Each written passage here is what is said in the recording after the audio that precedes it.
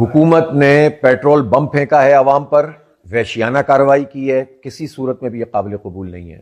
137 रुपए का इजाफा, यानी पहले 55 रुपए का इजाफा कर दिया, फिर 137 रुपए, अब गोया तकरीबन 450 नहीं 458 रुपए का पेट्रोल पाकिस्तान के गरीब और मिडिल क्लास लोग खरीदेंगे। इसी तरह 520 रुपए का डीजल खरीदेंगे। ये 184 रुपए का इजाफा किया है। अपनी अय्याशियां खत्म नहीं करना चाहते। ये मलका रानियां 11 अरब रुपए के जहाज में घूमेंगी और पाकिस्तान के गरीबों के ऊपर पेट्रोल का बम फेंकेंगे। ये चेयरमैन सेनेट 9 करोड़ की गाड़ी खरीदेंगे और गरीब बाइकर्स, बाइकियां चलाने वाले और जो फूड पांडा का काम करने वाले, सप्लाईज का काम करने वाले, मजदूर, किसान, तालिब इल्म जिनकी कोई आमदनी नहीं होती, ये उनको जो उनका बेड़ा गर्क करेंगे, उनसे पैसे निचोड़ेंगे। और इन्होंने सिर्फ पेट्रोल की कीमत में इजाफा नहीं किया, इन्होंने टैक्स में भी इजाफा किया है। होना तो ये चाहिए था कि इन हालात में लेवी खत्म की जाती और IMF से कहते कि हम ये पैसे नहीं दे सकते। मैं पूछना चाहता हूं कि शहबाज शरीफ साहब, आपने कौन सी IPPs का पैसा रोका है इस वक्त?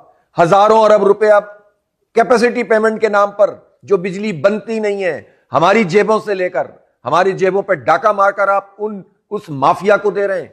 आप उनके पैसों को डेफर नहीं कर रहे। ये जो रीगैसिफिकेशन के प्लांट लगे हुए हैं पोर्ट्स के ऊपर, जिन पर हम अरबों डॉलर खर्च कर चुके हैं अब तक, और इनको बगैर, अब इस वक्त तो गैस आ नहीं रही है, LNG आ नहीं रही है, लेकिन रोजाना की बुनियाद पर इनको पेमेंट की जा रही है। आप ये पेमेंट नहीं रोक सकते, लेकिन पाकिस्तान के गरीब लोगों के ऊपर बम गिरा सकते हैं।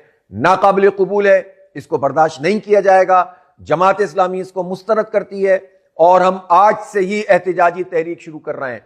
पूरे पाकिस्तान में आज मुजाहरे किए जाएंगे। मैं पाकिस्तान के नौजवानों से कहता हूं कि इन हालात में अगर हम कुड़ते रहेंगे, जलते रहेंगे और हुकूमत के मुकाबले में आकर नहीं खड़े होंगे तो हालात नहीं बदलेंगे। आप हमारी इस तहरीक का साथ दें। ये नौजवानों, निकलो और एहतिजाज करो और हुक्मरानों को मजबूर करो कि ये अपनी अय्याशियां कम करें और पेट्रोल की कीमत और डीजल की कीमत को ये कम करें।